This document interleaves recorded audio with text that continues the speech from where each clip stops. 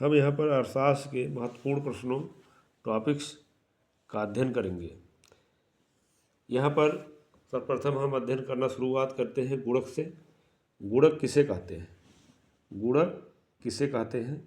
गुणक को समझने के लिए हमें सर्वप्रथम निवेश के बारे में जानना होगा कि निवेश क्या है। निवेश का अर्थ होता है कोई पैसा, कोई खर्च जिससे हम पूंजी का निर्माण करते हैं और उससे हम धन की कमाई करते हैं या आय की कमाई करते हैं। और उपभोग वह है जिसको हम खर्च करके स्वयं के किसी ज़रूरत को पूरा करते हैं, तो उसे उपभोग कहते हैं।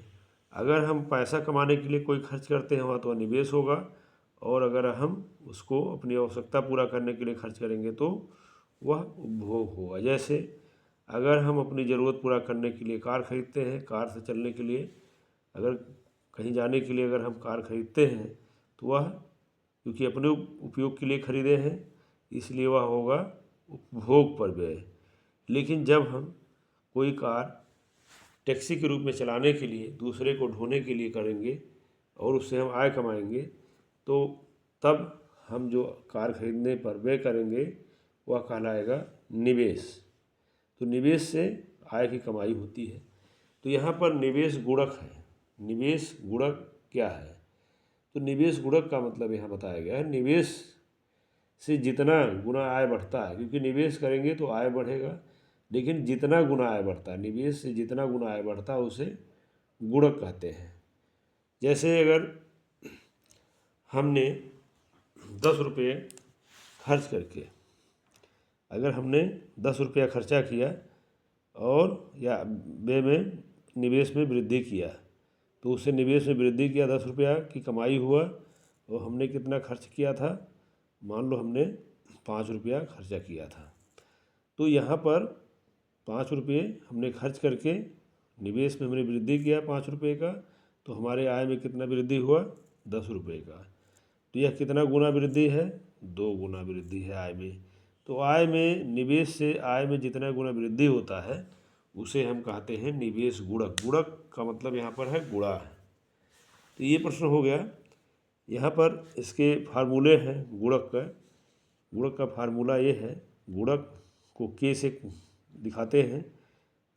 इसमें डेल्टा वाई और डेल्टा आई है। डेल्टा वाई का मतलब होता है आय में परिवर्तन, और ये है निवेश में परिवर्तन। इसको आय में परिवर्तन बटे निवेश में परिवर्तन।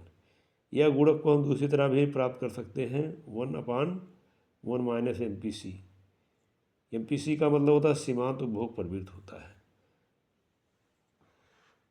गुणक के बाद हम देखते हैं सीमांत उपभोग प्रवृत्ति किसे कहते हैं। गुणक को समझने के बाद हम ये देखेंगे कि उपभोग की सीमांत प्रवृत्ति या सीमांत उपभोग की प्रवृत्ति क्या है। तो उपभोग की सीमांत प्रवृत्ति क्या है ये जानने के लिए हम देखेंगे कि पहले कि उपभोग, हमने जैसा कि देखा कि उपभोग क्या है। हम अपने आय से 2 प्रकार का व्यय करते हैं, एक तो निवेश पर और एक पर हम उपभोग पर करते हैं। तो उपभोग व्यय, उपभोग हम अपनी कमाई का कितना भाग स्वयं के ज़रूरत को पूरा करने के लिए खर्च करते हैं उसे हम उपभोग कहते हैं। तो उपभोग जो है, प्रवृत्ति क्या? प्रवृत्ति का मतलब होता है हमारी आदत कैसी है खर्च करने की, अपनी ज़रूरत को पूरा करने, और हमारी जो कमाई है उसके बीच में क्या संबंध है। हमारे कमाने और हमारे अपने ज़रूरत की चीज़ों को पूरा करने के लिए जो उस पर हम व्यय करते हैं उसमें क्या संबंध है कि हम अपने कमाई का पूरा भाग खा लेते हैं या उसका आधा भाग खाते हैं। अगर हम आधा खाते हैं तो 1/2 सीमांत प्रवृत्ति होगा। अगर हम चौथाई खाते हैं तो सीमांत उपभोग प्रवृत्ति कितना होगा? सीमांत उपभोग प्रवृत्ति केवल क्या होगा? जो चौथाई खाएंगे तो 0.25 आएगा। तो जितने अनुपात हम आय का खाते हैं वही हमारा क्या है? सीमांत उपभोग प्रवृत्ति होती है। आय में परिवर्तन से उपभोग में होने वाला परिवर्तन उपभोग की सीमांत प्रवृत्ति कहलाता है। आय में परिवर्तन से, जैसे आय में परिवर्तन हुआ मान लो 500 का, यहाँ पर बताया जा रहा है आय में परिवर्तन मान लो हमारा हुआ 20 रुपये का। आय में परिवर्तन कितना, हमारी कमाई में परिवर्तन हुआ 20 रुपये का परिवर्तन हुआ। और हम उसका कितना भाग खाए, मान लो उसमें 5 रुपया खा लिए। हमारी ये प्रवृत्ति है, अगर हम 20 कमाएंगे तो 5 खाएंगे, अगर हम 40 कमाएंगे तो 10 खाएंगे। तो हमारी प्रवृत्ति अगर है ऐसा, तो हम क्या करेंगे, जो भाग उपभोग करेंगे उसे ऊपर लिखेंगे और जो भाग हम कमाएंगे वह नीचे करेंगे। आय में परिवर्तन 20 हुआ और उपभोग में परिवर्तन 5 का हुआ। तो अगर हम इससे डिवाइड करेंगे तो हमारा उत्तर क्या होगा, आएगा 0.25। ये हमारा उपभोग की सीमांत प्रवृत्ति हुआ। तो उपभोग की सीमांत प्रवृत्ति का ये फार्मूला है, MPC उपभोग की सीमांत प्रवृत्ति का अंग्रेजी में इसको कहते हैं मार्जिनल प्रोपेंसिटी ऑफ कंज्यूमशन कहते हैं, मार्जिनल प्रोपेंसिटी ऑफ कंजम्पशन। तो MPC उसी से बना है। MPC एक सीमांत उपभोग प्रवृत्ति का सिंबल है। तो इसका फार्मूला क्या है, उपभोग में परिवर्तन, आय में परिवर्तन। तो सीमांत उपभोग प्रवृत्ति के बारे में हमें जानकारी हुआ। निवेश के बारे में हम जान चुके हैं। उत्पादन करने या उत्पादन क्षमता बढ़ाने के लिए जो व्यय किए जाते हैं वो निवेश कहलाते हैं। यहाँ हम अब देखेंगे समग्र मांग क्या है। समग्र मांग एवं समग्र पूर्ति क्या है, इसके सहायता से कीन्स के आय या रोजगार निर्धारण सिद्धांत को समझाइए। समग्र मांग या समग्र पूर्ति जहाँ बराबर होते देखिए उसका उत्तर होगा। समग्र मांग क्या है, समग्र मांग का मतलब है जो वस्तुएं उत्पादन होती हैं वह उस पर हम जो खर्चा करते हैं, किसी उत्पादन को खरीदने के लिए जो हम खर्च करते हैं वही हमारा क्या है, समग्र मांग है। और जिस पर उपभोक्ता कोई विक्रेता जो बेचना चाहता है या जितनी पूर्ति होती है उसे हम कहते हैं समग्र पूर्ति।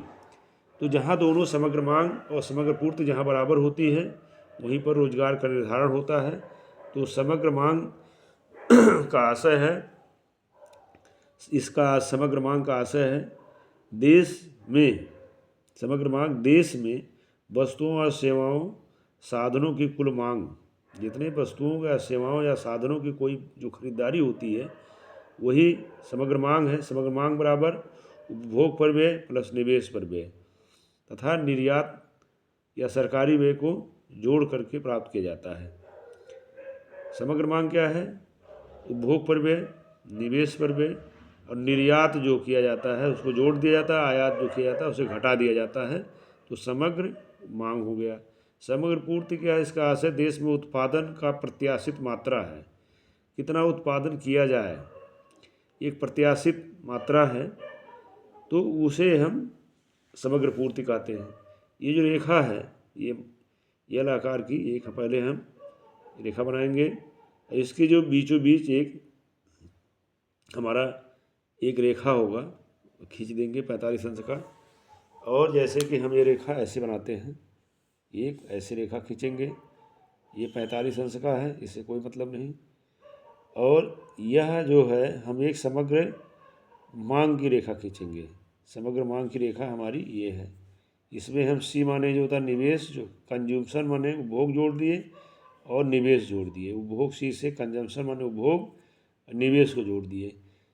और हमारी जो पूर्ति रेखा है, अगर हमारी ये पूर्ति रेखा है, अगर इसको पूर्ति रेखा के बराबर ये हो गया, लेकिन अगर हमारी पूर्ति रेखा ये ना हो करके हमारी पूर्ति रेखा क्या बनती है, ऐसे जा रही है और ये ऐसे हो गई, ये क्या है हमारी पूर्ति रेखा, पूर्ति समग्र पूर्ति है। क्या नाम है इसका, समग्र पूर्ति। तो समग्र पूर्ति और ये हमारी कौन सी रेखा थी, ये समग्र मांग की रेखा है। तो ये दोनों कहाँ काटे हैं, यहाँ पर काटे हैं।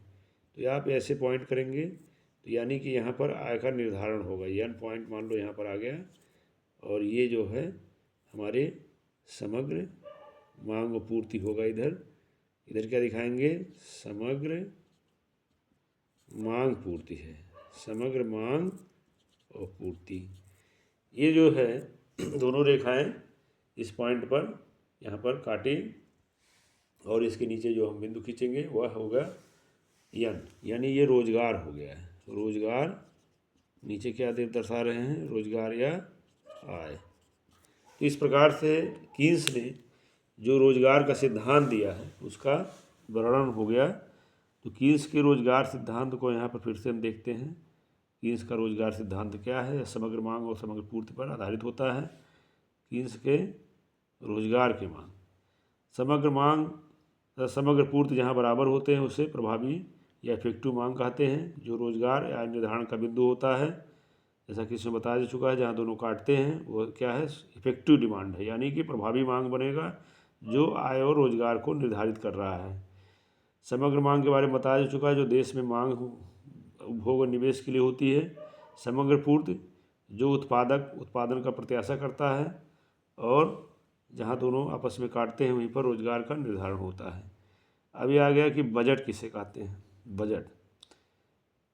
बजट के बारे में हम देखेंगे कि बजट किसे कहते हैं। बजट में राजस्व आय क्या है? एक वित्तीय वर्ष की शुरुआत कब से कब होती है? एक वित्तीय वर्ष की शुरुआत होती है 1 अप्रैल से 31 मार्च के बीच का जो अवधि होता है। 1 अप्रैल से 31 मार्च के बीच का जो अवधि होता है वह क्या कहलाता है? वित्तीय वर्ष। तो बजट जो पेश किया जाता है वित्तीय वर्ष, आगामी वित्तीय वर्ष के लिए पेश किया जाता है। तो एक वित्तीय वर्ष हेतु जो आने वाला होता है, यानी आगामी जो वित्तीय वर्ष, जैसे अभी चल रहा क्या? अभी वित्तीय वर्ष हमारा चल रहा है 2025 का 25-26 अभी हमारा है। अभी जो बजट पेश हुआ है वह किस वित्तीय वर्ष के लिए है? आगामी, यानी कि वित्तीय वर्ष अभी हमारा आने वाला है 26-27। तो 26-27 का जो वित्तीय वर्ष होगा वह कब होगा? 26-27 का वित्तीय वर्ष हमारा जो वर्तमान में होगा वह 1 अप्रैल से शुरू होगा, 1 अप्रैल से 31 मार्च तक होता है। तो ये अवधि है। बजट इसके पहले पेश कर दिया जाता है। तो यहाँ पर हम ये देखेंगे कि एक वित्तीय वर्ष बजट क्या है। पहले प्रश्न का उत्तर देखिए। एक वित्तीय वर्ष हेतु जो आने वाला होता है के लिए आय व्यय का अनुमानित विवरण बजट कहलाता है। इसको आपको याद करना होगा। एक वित्तीय वर्ष यानी कि जो 1 अप्रैल से 31 मार्च का जो अवधि है, यानी 1 साल है, इसमें सरकार के कितने आय होंगे, कितने व्यय होंगे, इसका विवरण दिखाया जाता है। राजस्व आय के बारे में पूछा गया। राजस्व आय क्या है? कर आय और गैर कर आय लाभांश क्या कहलाता है? राजस्व आय। राजस्व आय वह आय है जिसे सरकार को वापस नहीं करना होता है। सरकार की यह कमाई है। इसमें कर और गैर कर और लाभांश, कोई कंपनी वगैरह है उसकी जो लाभ है उसको इसमें शामिल किया जाता है। जबकि राजस्व व्यय है, इसमें ब्याज भुगतान है, वेतन है, रक्षा है, ये सब चीज़ें, पेंशन है, इस पर जो व्यय होता है। कुल मिलाकर राजस्व आय होता है जिससे वापस नहीं करना है। राजस्व व्यय होता है जिससे हम वर्तमान ज़रूरतों को पूरा करते हैं। प्रशासन को चलाने के लिए जो हमें व्यय करना होता है, इससे पूंजी का निर्माण तो नहीं होता है, लेकिन हमें इसकी अत्यंत ज़रूरत होती है। इस व्यय को करना अत्यंत आवश्यक है, क्योंकि इसकी वजह से ही सारा काम संपन्न होता है। तो अगर राजस्व व्यय हमारा ज़्यादा हो गया और राजस्व प्राप्ति कम है तो हमें क्या हो जाएगा? राजस्व घाटा हो जाएगा। तो राजस्व घाटा और राजस्व अगर व्यय जो है हमारे कम हो गए, आय ज़्यादा हो गए, तो हमें घाटा नहीं होगा। आगे हम देखेंगे विदेशी विनिमय दर किसे कहते हैं। विदेशी विनिमय दर को समझने के लिए हमें देखना होगा कि विदेशी हमारा जो मुद्रा है, विदेशी विनिमय दर का मतलब होता है किसी देश के घरेलू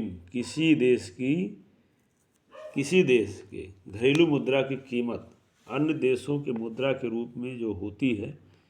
किसी देश की घरेलू मुद्रा की कीमत अन्य देशों के मुद्रा के रूप में जो होती है उसे विदेशी विनिमय दर कहते हैं। जैसे अगर $1 बराबर इस समय 90 रुपया है, कितना है? 90 रुपया। तो हमारे घरेलू कीमत क्या है? किसी देश की घरेलू मुद्रा की कीमत, किसी देश की घरेलू मुद्रा की कीमत कितनी है? अन्य देशों की एक मुद्रा के बराबर। मुद्रा किसी देश की, यहाँ पर क्या होता है किसी देश की घरेलू मुद्रा की कीमत, जैसे भारत है, किसी देश के घरेलू मुद्रा की कीमत अन्य देशों के मुद्रा के रूप में कितना है, जितना होती है। जैसे एक विदेश के एक इकाई को खरीदना है हमें है, किसी देश की, जैसे भारत है, भारत इसको जगह हम लिखते हैं भारत के जो घरेलू मुद्रा क्या है, रुपया है, रुपया का सिंबल है ये, कि कीमत कितनी है। एक रुपया खरीद अगर कोई विदेशी देश की किसी विदेशी मुद्रा को अगर एक इकाई खरीदना, जैसे अमेरिका के $1 खरीदना है तो कितने रुपए लगेंगे। अगर इस समय कितना लग रहा है, 90 रुपया, तो 90 क्या हो गया, विदेशी विनिमय दर हो गया। तो विदेशी विनिमय दर बराबर क्या होता है, किसी देश की घरेलू मुद्रा की कीमत अन्य देश की मुद्रा के रूप में कितनी है, उसे हम विदेशी विनिमय दर कहते हैं। यह 2 प्रकार का होता है, स्थिर विदेशी विनिमय दर और तिरती या लचीली विनिमय दर। तो स्थिर विनिमय दर सरकार द्वारा तय किया जाता है, सरकार फिक्स कर देती है कि हमारे रुपये की कीमत इतने रुपये में हम दूसरे देश के किसी देश की मुद्रा के बदले हम कितना रुपया देना चाहते हैं, या सरकार खुद तय कर देगी, तो यह कहलाएगी स्थिर विनिमय दर। विदेशी विनिमय दर यह बाजार क्या स्थिर रहता है बिल्कुल। एक तिरती या तैरती या लचीली या नम्य विनिमय दर है, इसी विदेशी विनिमय की मांग और पूर्ति द्वारा निर्धारित होता है। विदेशी विनिमय बाजार से या निर्धारित होता है। अब हम देखेंगे कि विदेशी विनिमय दर का निर्धारण कैसे होता है। विदेशी विनिमय का निर्धारण कैसे होता है, ये भी आता है एग्जाम में प्रश्न, विदेशी विनिमय दर का निर्धारण कैसे होता है। तो विदेशी विनिमय दर का निर्धारण हम देखेंगे। विदेशी विनिमय दर का निर्धारण विदेशी विनिमय की मांग एवं पूर्ति द्वारा होती है। जहाँ दोनों बराबर होते हैं वहाँ विदेशी विनिमय दर का निर्धारण होता है। अब ये देखते हैं कि विदेशी विनिमय की मांग किस लिए होती, पहले नंबर जानेंगे। ये तो जान लेंगे कि विदेशी विनिमय की मांग और पूर्ति द्वारा विदेशी विनिमय दर का निर्धारण होता है। विदेशी विनिमय दर का निर्धारण कैसे होता है, विदेशी विनिमय की मांग और विदेशी विनिमय की पूर्ति द्वारा विदेशी विनिमय दर का निर्धारण होता है। विदेशी विनिमय दर का निर्धारण विदेशी विनिमय की मांग एवं विदेशी विनिमय की पूर्ति द्वारा होता है। जहाँ दोनों बराबर होते हैं वहाँ विदेशी विनिमय दर का निर्धारण हो जाता है। अब यहाँ हम जानेंगे कि विदेशी विनिमय दर की मांग क्या है। विदेशी विनिमय की मांग कैसे पैदा होती है।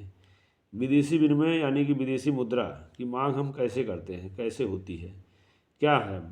विदेशी विनिमय की मांग का मतलब है विदेशी मुद्रा की ज़रूरतें, विदेशी मुद्रा को मांगना, विदेशी मुद्रा की प्राप्ति। जिस काम के लिए हम विदेशी मुद्रा की मांग करते हैं, हम विशेषकर आयात करना है अगर हमें, तो विदेशी मुद्रा की मांग करेंगे, क्योंकि दूसरे देश वाले विदेशी मुद्रा लेंगे, अपने घरेलू मुद्रा नहीं चलेगी वहाँ पर। इसलिए विदेशी विनिमय की मांग, अगर हम कोई आयात करना है तो हमें विदेशी रुपया चाहिए हमें। अगर ऋण चुकाना है किसी देश का तो भी विदेशी मुद्रा चाहिए, और अगर हमें कोई निवेश करना है विदेशों में तो भी हमें विदेशी मुद्रा चाहिए। कोई अगर यहाँ विदेश में कंपनी लगाना चाहता है या विदेश में कोई घूमना चाहता है तो उसे क्या विदेशी मुद्रा की ज़रूरत होगी। जबकि विदेशी विनिमय की पूर्ति हमारे देश में कहाँ से आता है, विदेशी विनिमय या विदेशी मुद्रा कैसे हमें प्राप्त होती है, विदेशी रुपया हम कैसे पाते हैं। तो विदेशी रुपया हमें पाने के लिए क्या करना होगा, पहले कोई वस्तु यहाँ से भेजेंगे, निर्यात करेंगे, या अगर हम निर्यात अपने देश की कोई वस्तु करेंगे तो वहाँ से क्या हमें मिलेगा, उनकी मुद्राएं हमें मिलेंगी। तो इससे हमारी विदेशी विनिमय की पूर्ति होगी। अब ये प्रश्न आता है, भुगतान संतुलन क्या है, भुगतान संतुलन खाता क्या है। ये बहुत ही इम्पोर्टेंट प्रश्न है। भुगतान संतुलन खाता क्या है, चालू खाता, पूंजी खाता की मदें क्या है। अब भुगतान संतुलन ये भी 1 साल के लिए होता है। अदायगी या भुगतान संतुलन खाता किसी देश का अन्य देशों या संस्थाओं के साथ आर्थिक लेन देन का विवरण है। अब ये है विदेशी विनिमय का भुगतान संतुलन का अर्थ होता है भुगतान संतुलन विदेशों से संबंधित है। कोई देश, आप जानते हैं कि कोई देश निर्यात और आयात करता है। कोई देश निर्यात करेगा, क्या करेगा? निर्यात करता है। कोई देश निर्यात करता है और आयात भी करता है। तो ये इसी का जो विवरण होता है निर्यात आयात का। अब निर्यात आयात का मतलब होता है कि कोई वस्तु अगर हम विदेशों में भेजते हैं तो उसे क्या है, हमें प्राप्ति होती है। किसकी? रुपए की प्राप्ति होगी। इससे क्या होगा? क्रेडिट। जैसे बैंक में अगर पैसा हमारे पास आता है तो क्या होता है? वो क्रेडिट हो जाता है, उसको क्रेडिट बोला जाता है। यानी कि क्रेडिट एक मद होता है, यानी कि जिससे हमें विदेशी पैसा जहाँ से मिलेगा वो क्रेडिट होगा, यानी कि हमारे देश का खाता। और डेबिट एक होता है जब पैसा यहाँ से जाएगा। तो भुगतान संतुलन के जो खाता है, एक डेबिट होता है और एक क्रेडिट, एक दो, क्योंकि भुगतान संतुलन को दोहरे लेखा से द्वारा दर्ज होता है। दोहरा लेखा, क्योंकि हम यहाँ पर दोहरा लेखा कर रहे हैं। देखिए क्या कर रहे हैं, देखिए क्रेडिट को लिखेंगे, यहाँ जो चीज़ लिखेंगे क्रेडिट, जो पैसा हमें प्राप्त होगा, और जो हमारा पैसा यहाँ जाएगा उसे लिखेंगे। तो यहाँ पर पहले नंबर पे हम लिखते हैं दृश्य निर्यात। एक होता है पहले नंबर, हमें दृश्य निर्यात को यहाँ पर दिखाते हैं, यानी कि व्यापार खाता को पहले लिखते हैं। व्यापार खाता, पहले व्यापार खाता का मतलब ही होता है दृश्य निर्यात। दृश्य निर्यात से जो हमें पैसा प्राप्त होगा वो यहाँ दिखाएंगे हम। मान लो 100 रुपया प्राप्त हुआ उस ये, और अगर हम दृश्य आयात करेंगे, यहाँ क्या करेंगे? दृश्य आयात। यहाँ दृश्य आयात किए हम। मान लो दृश्य आयात कोई वस्तु हम मंगाए। दृश्य आयात का मतलब जो देखने में, जो बंदरगाहों में दर्ज होता है, जिसका रिपोर्ट होता है, जिसकी बंदरगाहों पर उतारते समय या बंदरगाहों पर भेजते समय दर्ज किया जाता है, जिसका रिकॉर्ड होता है, उसे दृश्य निर्यात आयात कहते हैं। तो मान लो इसमें हमने 200 रुपये का आयात किया, तो ये हमारा डेबिट हो गया। हमारे पास गया कितना? 200, आया कितना? 100। तो ये हो गया व्यापार। इसमें दृश्य आयात और दृश्य निर्यात होता है। दृश्य निर्यात होता है, दृश्य आयात होता है। और इसी में जब हम अदृश्य निर्यात शामिल कर लेते हैं। कौन सा निर्यात? अदृश्य, यानी कि सेवा, जिसको दिखाई नहीं देता है, जो दिखाई नहीं देता है। मान लो हमने 200 का सेवा निर्यात किया। सेवा निर्यात का मतलब है कि हम विदेशियों को पढ़ाए, तो एक तरीके से सेवा दिए उनको, तो उसके बदले हमें प्राप्त हुआ। या फिर हमने, हमारे देश के लोग विदेशों में जो है जाकर के पैसा कमाते हैं, यहाँ के व्यक्ति जाकर कमाते हैं, तो वह जो है जो प्राप्त होगा उसे हम क्या कहते हैं? सेवा निर्यात कर रहे हैं हम। तो इससे हमें प्राप्त हुआ। मान लो हमारे देश वाले भी विदेशों से कोई सेवाएं लिया, तो मान लो ये अदृश्य आयात किया हमने। मान लो हमने कम लिया, मान लो 100 रुपये का लिया। तो इस प्रकार से हमारा जो भुगतान, अब ये दोनों मिला करके जब हम दोनों मिला देते हैं, दृश्य निर्यात और अदृश्य निर्यात, और दृश्य आयात और अदृश्य आयात दोनों को मिला देते हैं, तो क्या बनता है हमारा? ये चालू खाता बनता है। कौन सा खाता बनता है? चालू खाता है। इसे कौन सा खाता बनता है? दोनों मिलाने से चालू। हम यहाँ पर क्या लिखेंगे? चालू खाता। दोनों मिला करके क्या बनाते हैं? चालू खाता। तो चालू खाता ये हमारा बन करके भुगतान संतुलन का चालू खाता। चालू खाता में दोनों मदें होती हैं, दृश्य निर्यात और अदृश्य निर्यात, दृश्य आयात और अदृश्य आयात। तो ये हो गया। पूंजी खाता भी इसी में होता है। ये खाता क्या होता है? पूंजी खाता, लेकिन वह भी क्रेडिट और डेबिट से संबंधित होता है। तो पूंजी खाता जो हमारा होगा, इसमें कौन सा चीज़ शामिल होगा? पूंजी खाता के अंतर्गत हम कोई देश में, अगर हमारे देश के अंदर कोई विदेशी आकर के कोई कंपनी खोलता है, तो हमारे यहाँ क्या होगा? विदेशी मुद्रा की पूर्ति होगा पहले, तब हम आरबीआई उसको घरेलू मुद्रा देगी, हमारे देश की मुद्रा देगी। तो यानी कि आरबीआई के पास कौन सी मुद्रा आ गई? विदेशी मुद्रा आ गई। तो यह जो है अगर हम कोई ऋण लेते हैं विदेशों से तो भी हमारा क्या होगा, पूंजी खाता में वह शामिल होता है। पूंजी खाता में शामिल होगा ऋण। कोई ऋण लिए या कोई देश से हमारे यहाँ निवेश आया, विदेशी निवेश। कौन सा निवेश? विदेशी निवेश। विदेशी निवेश जो आया वो भी, उससे भी हमारा, हमने जो ऋण लिया वो भी हमारा पूंजी खाता के अंतर्गत दर्ज होगा, और जो हमने निवेश किया हमारे देश में जो आकर निवेश किए वह भी पूंजी खाता में दर्ज होगा। यहाँ डेबिट में क्या होगा, अगर हमने किसी को कर्ज दिया, उधार दिया, या हमारे देश के लोग विदेशों में जाकर के विदेशों में क्या किए, विदेशों में निवेश किए, तो भी हमारा ये इसमें शामिल होगा। इसमें पूंजी खाता में। तो ये हमने देखा कि भुगतान संतुलन क्या होना चाहिए, हमेशा बराबर होना चाहिए। जितना हमारा डेबिट क्रेडिट हो उतना डेबिट होना चाहिए, नहीं तो व्यापार क्या होता है, घाटा होता है। रिकॉर्ड में भुगतान लेखा को हमेशा संतुलन में दिखाया जाता है, नहीं बराबर दिखाया जाता है। अगर हमारे पैसे कम पड़ जाते हैं, हम ज़्यादा सामान मंगा रहे हैं, ज़्यादा रुपए का सामान मंगा रहे हैं और कम रुपए का सामान भेज रहे हैं, तो हमें घाटा प्राप्त हो रहा है। और इस घाटा को पूरा करने के लिए हम क्या करते हैं, कर्ज लेते हैं विदेशों से। विदेशी कर्ज के द्वारा हम अपने निर्यात को जारी रखते हैं। इस प्रकार से हमारा भुगतान संतुलन क्या होता है, प्रतिकूल होता है। क्या होता है, प्रतिकूल। अगर हमारे देश में निर्यात कम किया जाता है और आयात ज़्यादा किया जाता है तो क्या है, व्यापार, हमारा भुगतान संतुलन क्या है, प्रतिकूल है।